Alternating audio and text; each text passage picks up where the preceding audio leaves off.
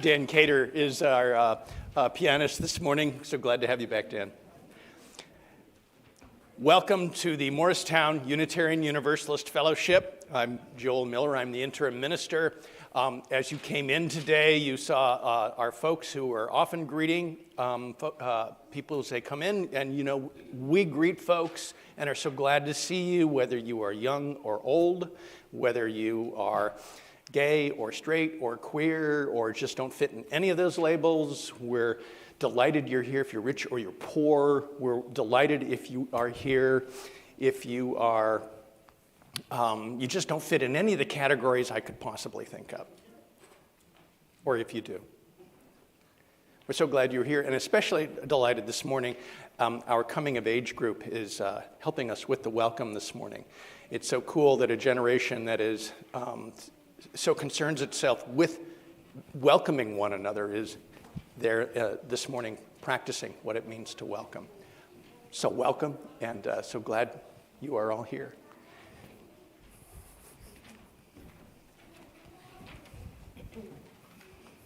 Cacavelli, your Sunday associate, and I just want to tag a little welcome message on to what Reverend Joel said, which is I had a little chat with Bob Butts, who directs the Baroque Orchestra of New Jersey. They had their first concert here a couple weeks ago, and he said Muff is so welcoming, unlike other places where they have performed. So I just wanted to pass it on that our welcoming spirit translates to people who feel that welcome. I have just a couple of announcements. The volunteer fair is today. Please join us in the terrace room during coffee hour to find out what committees are doing and how you can help. We are looking forward to working with you, and you, as part of our network of volunteers. Next Sunday, February 19th, the Gateways Committee will hold a building addition design info session at 12:30 here in the meeting room and on Zoom.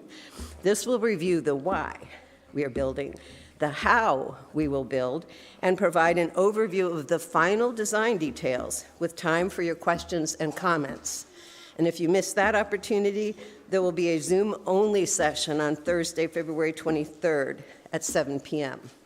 And as always, a complete listing of all the events can be found on our website at muff.org/calendar. Welcome everybody here and in the meeting room and everyone online. Hi, how are you?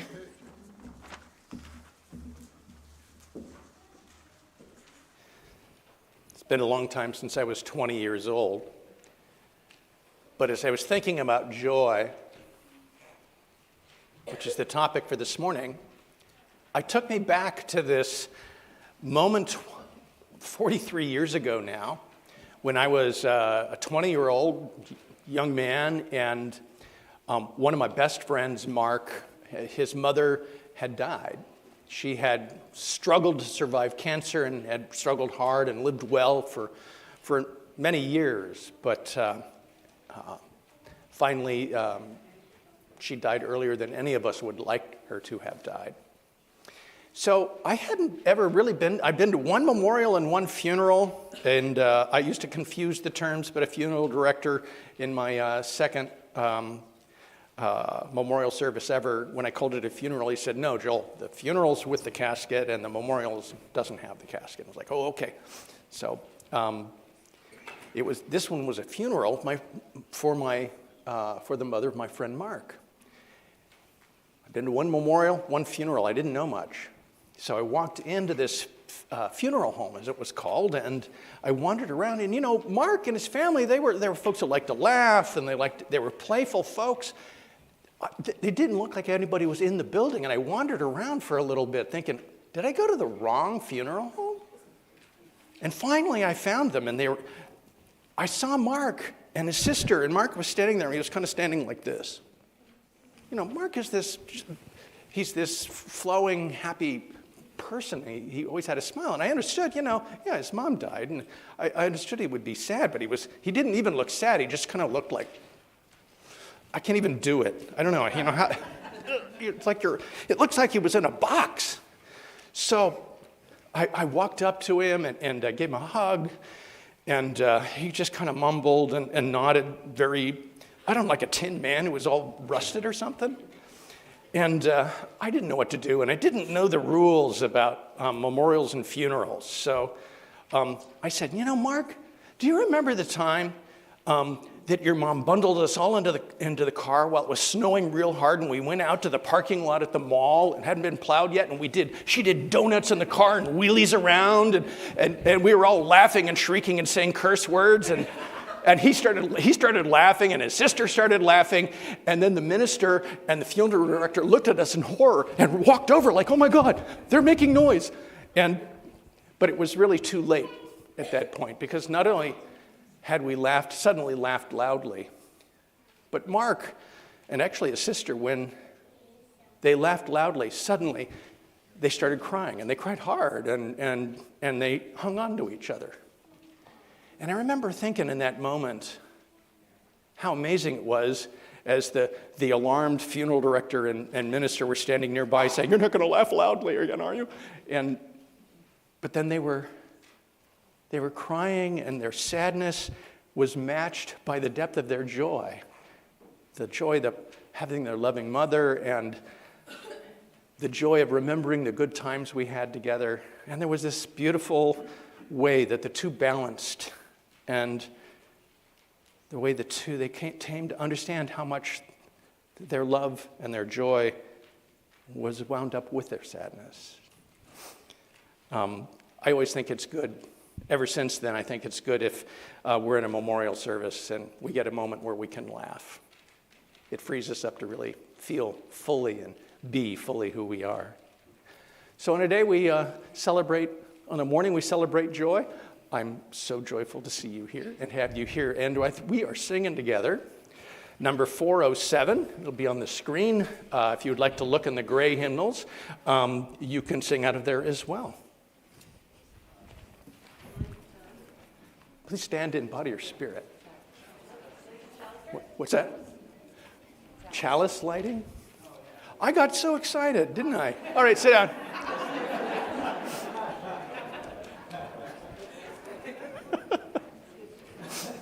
Kira, you want to come up and help us light the chalices this morning?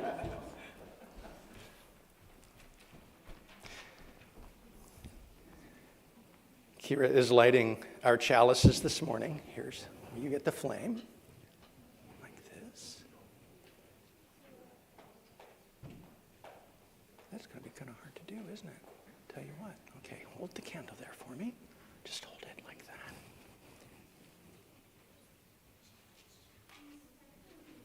Perfect.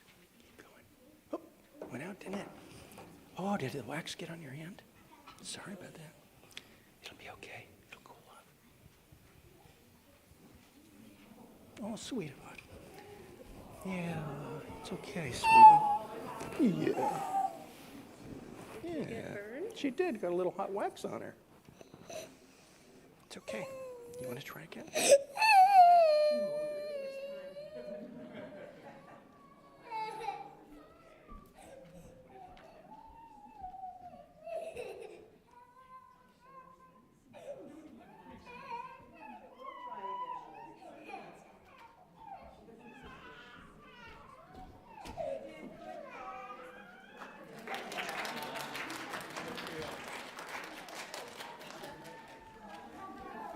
I invite you to say the words of our affirmation with us as we light our chalices.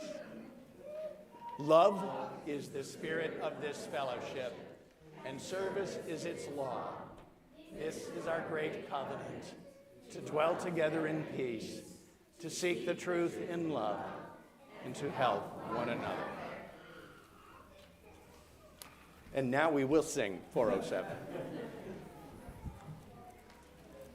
I invite you to stand in body or spirit.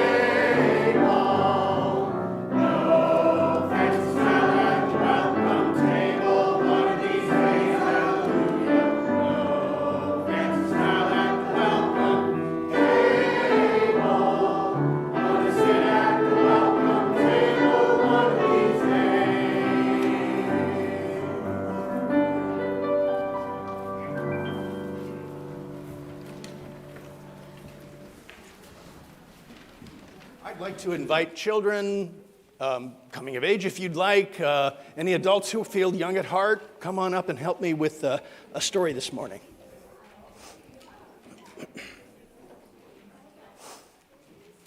Hi, I'm glad you guys are here.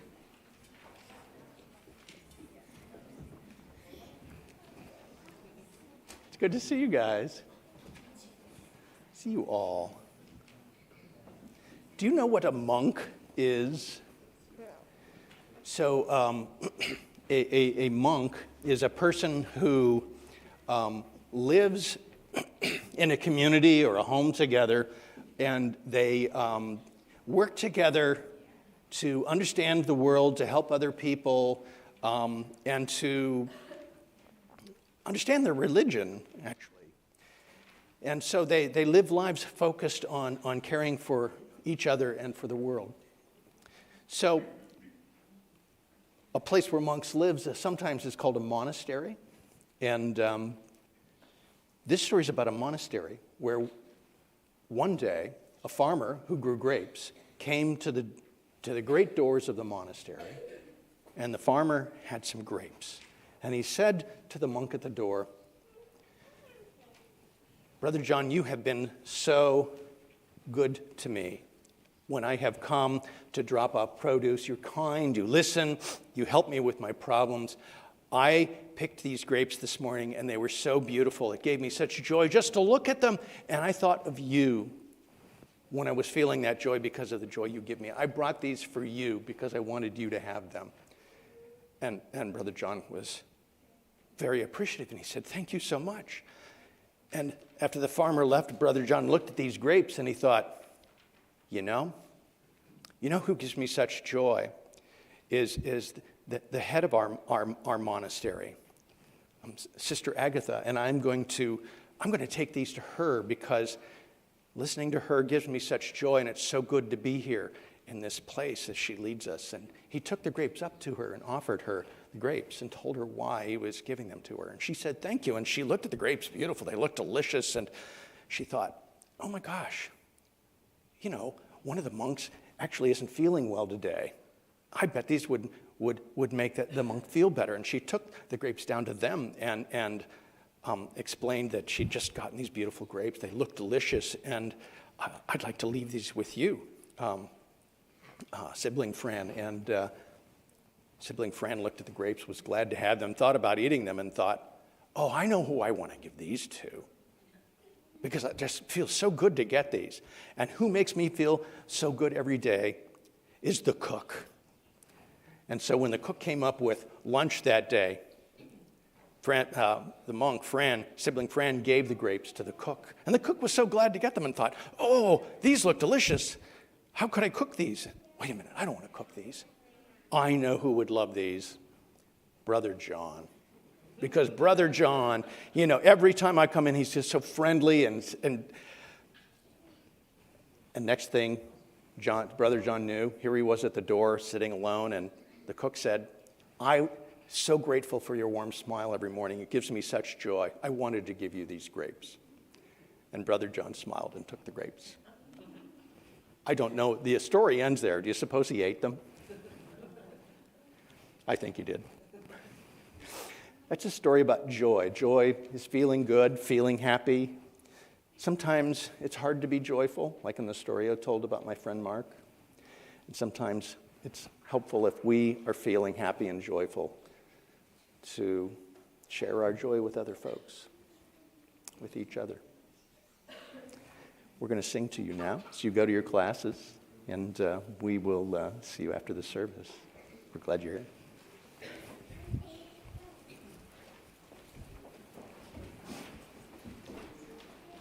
Sing with me, please. Spirit.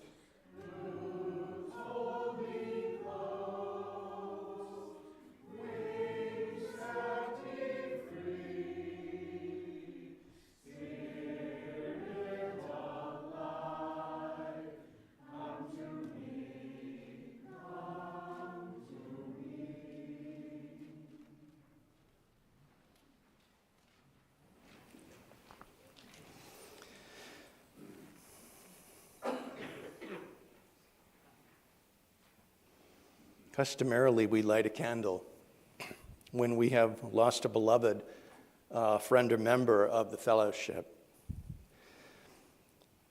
This morning, I light a candle for beloved people I've never met. Some of them I'll never meet. People in Turkey and in Syria.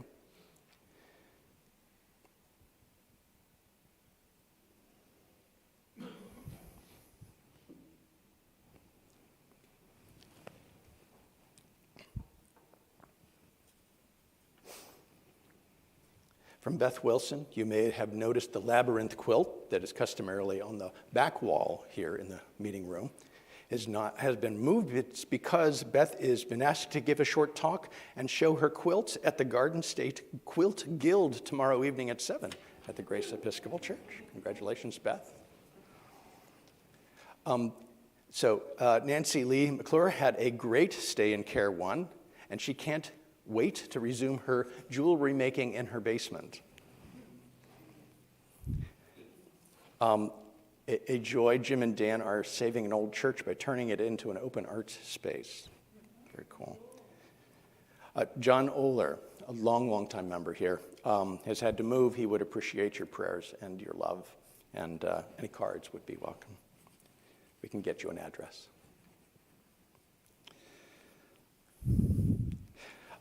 I love this. Jerry said, Joel, you should say this for the Sunday announcements. You should read it verbatim. Don't let anyone else read it.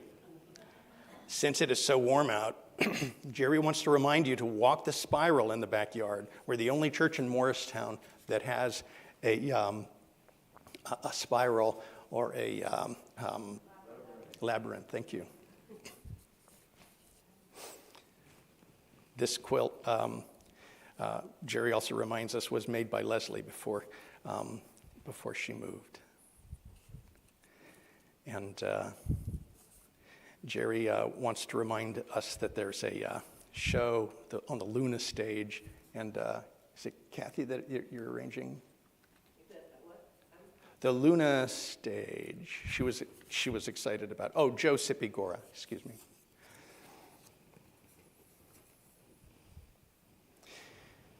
We share our joys and sorrows. It's a ritual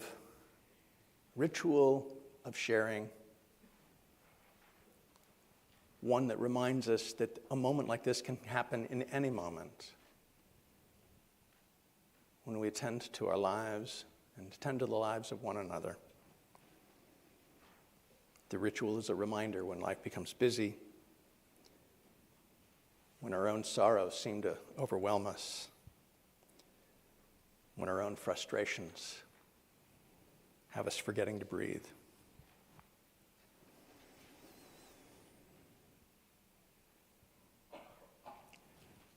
Let us share in a moment of meditation, contemplation, silence, or prayer now. First, reminder to breathe.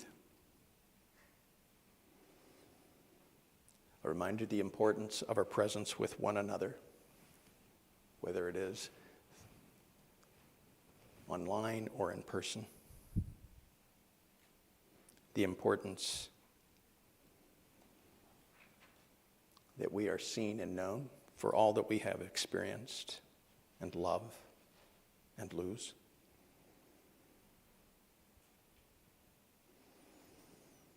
To remember our power in the days of our powerlessness.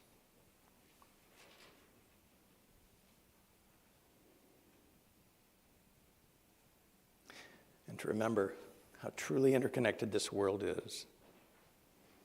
That those who are suffering and who have lost so much in Turkey, Syria, Ukraine, and in other lands as well, Somalia, Sudan. May this world someday sit as we sit now,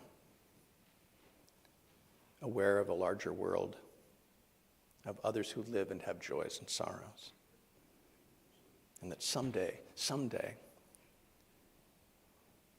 we will truly bring about heaven on earth.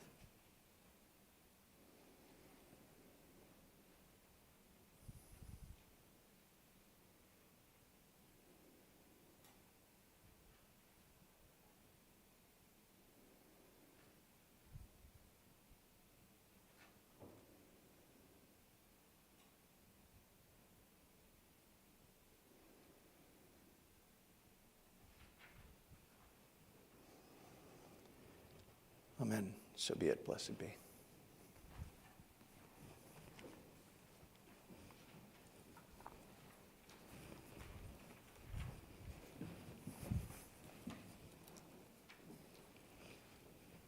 Our offering today will be split 50-50 between the fellowship and the Red Crescent to provide aid to the victims of the earthquake in Turkey and Syria.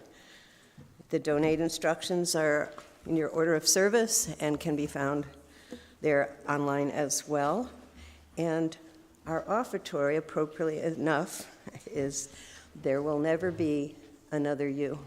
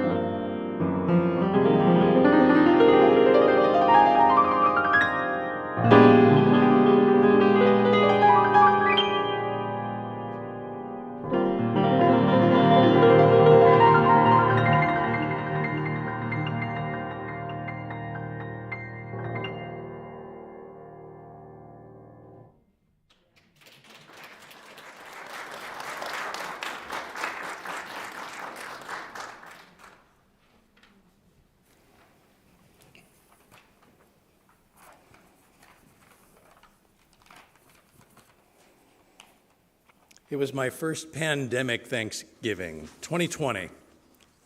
I was alone in my apartment in Indiana, and, three people in my extended family had gotten COVID. Vaccines were 2 months away. Folks in the congregation were all getting together as best they could with their loved ones, and I realized with the risks that were involved and all of the people who would also be alone on Thanksgiving, that I would do Thanksgiving by Zoom, that first pandemic Thanksgiving. And so I had an hour on Zoom with my children, my adult children. I had an hour on Zoom with various old friends. I had an hour on Zoom with folks from the All Souls Church in Indianapolis. You know, Zoom is a great thing to have. I'm so grateful I can be online, and our folks are online with us even now. But I do miss the really being together, that real presence on a Thanksgiving day. And 2020 had been such a hard year. I was really kind of missing that presence. And the hardness of 2020, I actually still am feeling it. I even mention the year, and I kind of immediately I can go back to a number of memories.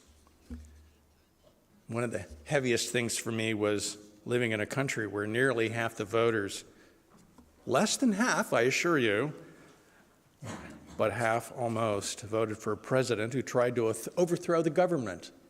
What, 2 months later? Just weeks after he lost the election? We're a religious movement that cherishes democracy, the voice of the people. To see my country perhaps losing that just was breaking my heart, has broken my heart. I still carry the weight of that. And then half the people who died of COVID in just that year alone died because people refused to wear masks or get vaccines later on. And if we just worn masks, we could have saved, what, 500,000 lives? It was a hard year. I like Thanksgiving because my personal spiritual practice begins with gratitude, and a joyful day spent cooking good food with family and friends sounds perfect, and it doesn't have to be in November. It can be any time of year to have a day of Thanksgiving. But that particular day I know is for some Unitarian Universalists a hard day, a sad day. I've heard from them stories about pilgrims and colonies and how those stories actually do include additional parts of the stories, sometimes not told. And these fellow Unitarian Universalists talk about how their ancestors knew suffering at the hands of those pilgrims and celebrators of Thanksgiving. And some of those people who caused harm to others were my very own ancestors. And I was learning some of that in 2022. It was a hard year. And it was a hard year to be grateful. And you know, for me, I start my spiritual practice each morning. I try to start with gratitude. Look, the world is such a beautiful place. Sunday, amazing. I get to go and I get to be with the folks at the fellowship. So what happens when I'm not feeling the gratitude? Because, you know, it's like when any of us were a child and somebody would say, now say you're sorry, and you weren't feeling it. You would say, I'm sorry. Everybody can tell you aren't feeling it, right? Now say thank you. It's your spiritual practice. It doesn't really work. Usually it works, but sometimes it just doesn't. So I had the joy of being in a deep spiritual conversation with Leslie, just also in 2020, before Thanksgiving, but in 2020. Leslie is a Black Unitarian Universalist. She's from Mississippi, and she's from generations of people who have lived in the Mississippi Delta. She and her family have survived so much suffering, more than I've ever experienced, I know. We were having this amazing conversation. And as I really realized at a deep level how her family had survived so much over so many generations, I asked her for advice. I said, how do you stay resilient in such terrible suffering, Leslie? Has your family, your people, stayed so resilient? She didn't miss a beat. She said to me, Joel, you have to practice joy. And I wasn't expecting that at the moment. Joy. Yes, she said, joy. What do you do if you're not feeling it? Then you find a way to feel it. Because when things are bad, joy brings you back to life. Joy brings you back to gratitude. Joy brings you back to compassion. Joy brings you back to hope. I have an obligation to find joy, because if I don't, then I bring someone else down because of my joylessness. They might not survive. These words that Leslie spoke to me. It was the moment I finally understood. There's this poem that I've loved from Lucille Clifton, but I didn't fully understand it until Leslie told me. You have to find a way to feel joy. We might bring someone else down because of our joylessness. They might not survive. We might not survive. And so this was what Lucille Clifton perhaps was getting at in this poem. Won't you celebrate with me, writes Lucille Clifton, won't you celebrate with me what I have shaped into a kind of life? I had no model, Born in Babylon, both non-white and woman, what did I see to be except myself? I made it up here on this bridge between starshine and clay. My one hand holding tight my other hand. Come celebrate with me that every day something has tried to kill me and has failed.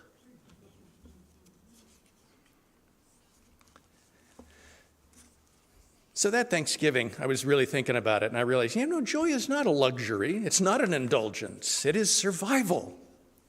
It has been survival for so many people. Joy means thriving. Joy can even be a healing act of defiance.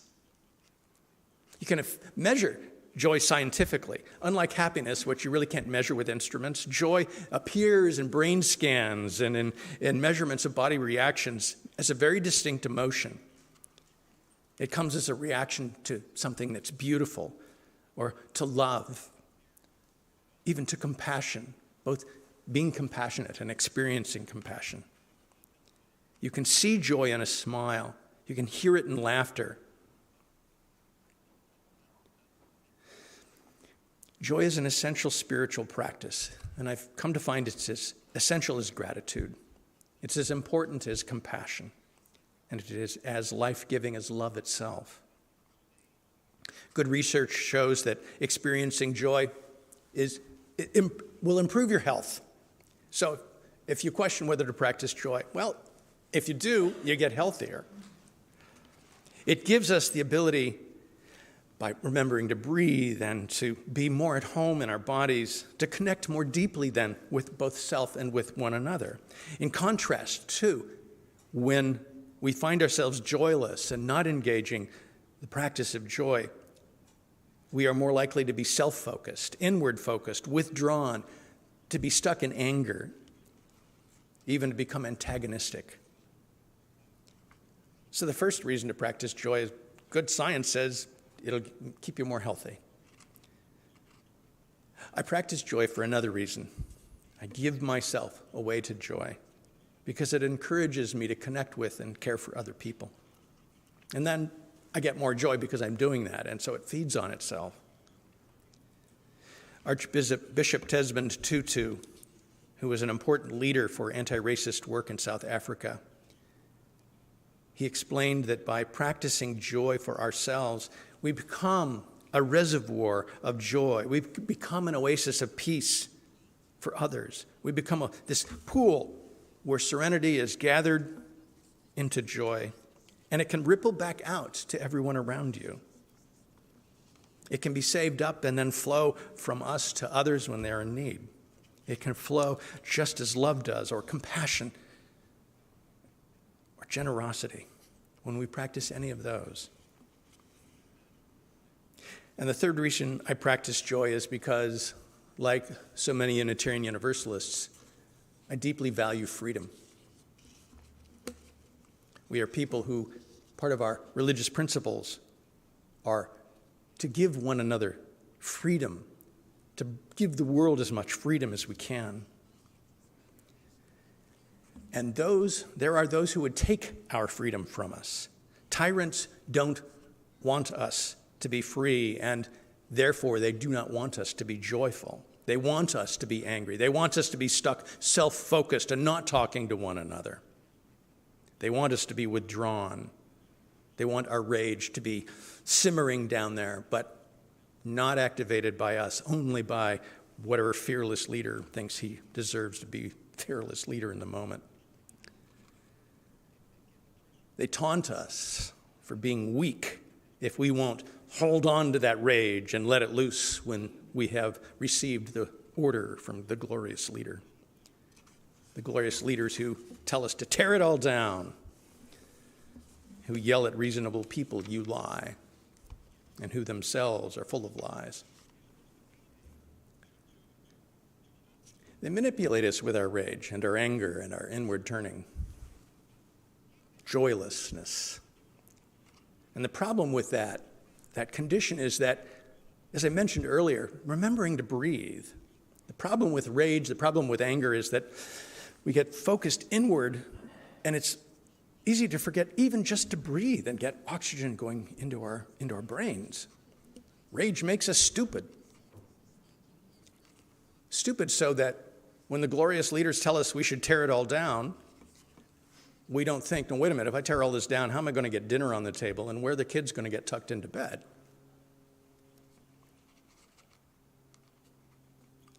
After that conversation with Leslie, I went online and looked up black joy.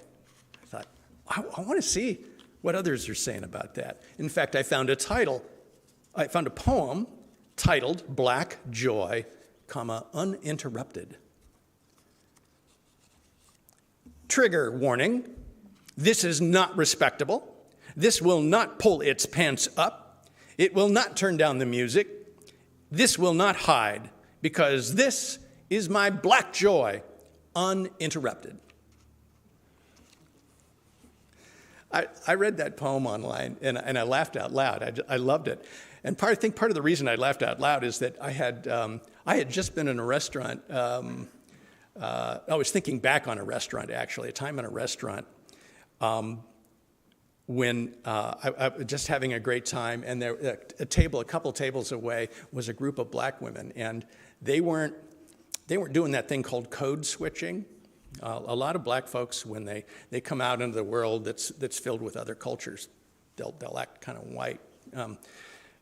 But when they can just relax and be themselves and be joyful, I think one of the most beautiful sounds on this earth is the sound of a group of black women who are friends and are joyfully laughing together. And it is loud, and it is filled with joy and humor and amazement. It was kind of frustrating because I was remembering back at this restaurant, one of the managers came and said, "Can you tone it down?" I would never ask that.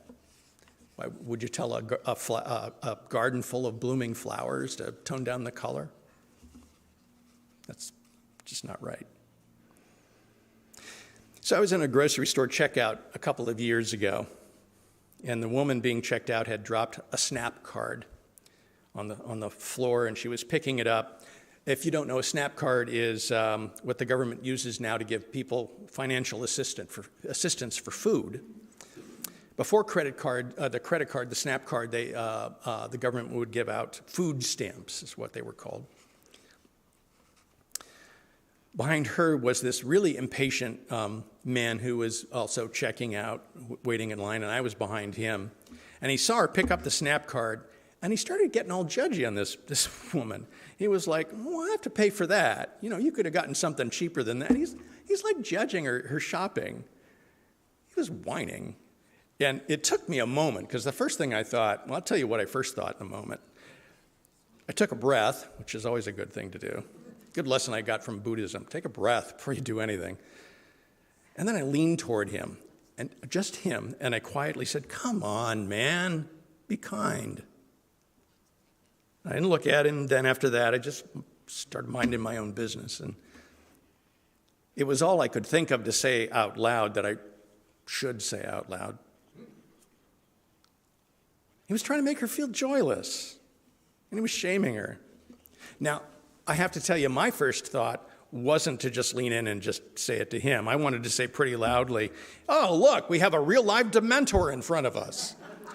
Now, if you don't know what that word is, it comes from the fictional magical world of the Harry Potter series that was really quite popular when my kids were small and when they were teenagers. And Dementors are these anti-joy creatures, and they literally come up and suck your soul out. They suck out all the peace, all the hope, the happiness, all the joy out of the air around them and right out of you, and with it your soul. And so if I had been loudly claiming that this guy was a Dementor, well, in the 2 seconds that followed my saying it, I would have had some righteous pleasure. But the thing about shaming people is, shaming is a short-lived, ugly pleasure. It leaves everybody feeling joyless. I know I've got to confess because I tried it once or twice. I didn't go home with any joy when I did it.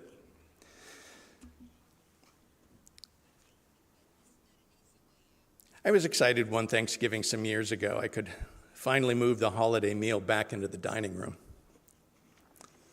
My ex and I had been renovating an old house, and just about that time our children were about to graduate from high school. We'd really kind of gotten it to where we could use the whole thing, and especially the dining room. I was the cook when the kids were growing up, and so I loved on Thanksgiving to cook the traditional American Thanksgiving meal. I had turkey, my grandmother's cranberry relish, a pumpkin pie, for me, gluten-free stuffing. I loved to pull all the stops out and have all kinds of food. And we'd pulled out the nice china. I think it was the first time in a decade that we'd pulled it out. I'd set a fancy table. I pulled out an amazing old tablecloth from the 1960s from our parents. It had these amazing synthetic fibers, and it just popped the yellow, orange, and harvest gold of that era. And then I bought special candles at the food cooperative, hand-dipped beeswax. So I cut them apart because they were like on one string and there were two of them. So I cut them apart and put them into the candlesticks. Dinner was about 15 minutes away. The turkey had just come out of the oven and needed to sit. The potatoes were just getting mashed, just about to go on the table. And I lit those candles. Everything had been set. All I had to do was light the candles. And I went back in to carve the turkey. And suddenly, about 3 minutes later, my son goes, "Fire! Fire, there's a fire, it's in the dining room." And I ran into the dining room. Well, so there's a thing about candles, which is when you buy the hand-dipped ones, the wick should not be 3 inches long. It should be about a ½ inch long, maybe 3/4 of an inch. So what happened, instead of just kind of catching the beeswax and making a nice flame, it fell to the side of the candle, burned through the wick. The wick, along with a big clump of beeswax, fell onto the 1960s tablecloth, which was made of a kind of material that I think they also use in gunpowder. And the table just, poof, went up in flame. So I ran into the dining room, found the dining room, all the china, everything's on fire. So yes, I've just confessed that I set the Thanksgiving table on fire one year. So after we cleaned up from the spray of the fire extinguisher, all over the table, and we set the table in the kitchen for Thanksgiving as we had for 10 years before. We ate off our usual dishware, sat at our usual places, and I was kind of embarrassed. I wasn't feeling it, but I said, "Well, why don't we give thanks now that it's Thanksgiving?" My family was kind of timidly looking and thinking of things to say about thanks. Everybody quietly began eating. This is not my family, I thought. They were way too quiet. They knew I was embarrassed.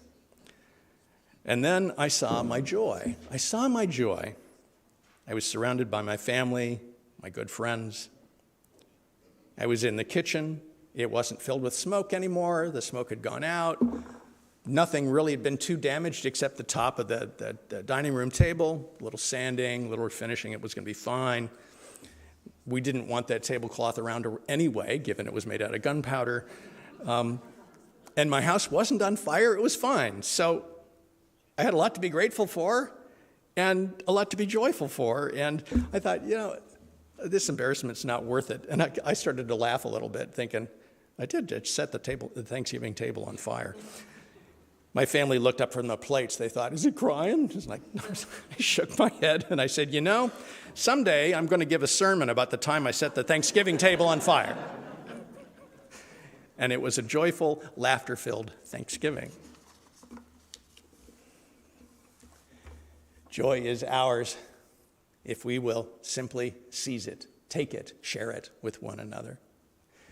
And in times that are even the hardest, I urge you to be defiant, to live joyful lives, to find joy wherever you can.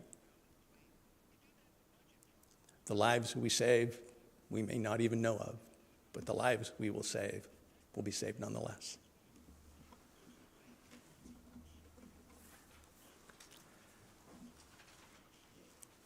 Sing with me, number 1018, Come and Go With Me. Be on the screen here, yeah? I invite you to stand in body or in spirit.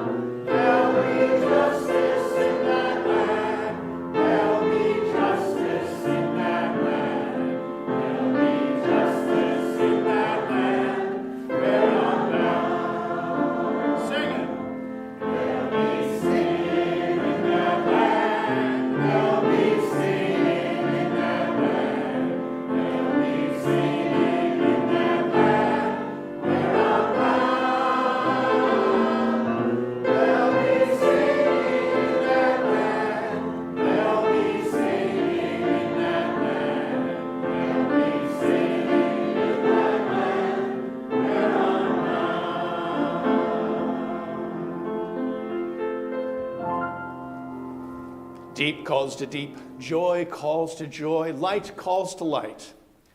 Let this gathering relight in us the light of love, the light of peace, of hope, of joy.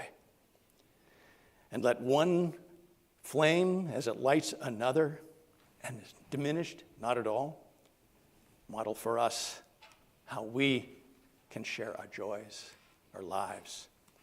Because in this sharing, all we need give is our light, our love, and our joy, wherever we are, however we are. Go in peace, be in peace. We will be together again. Please be seated.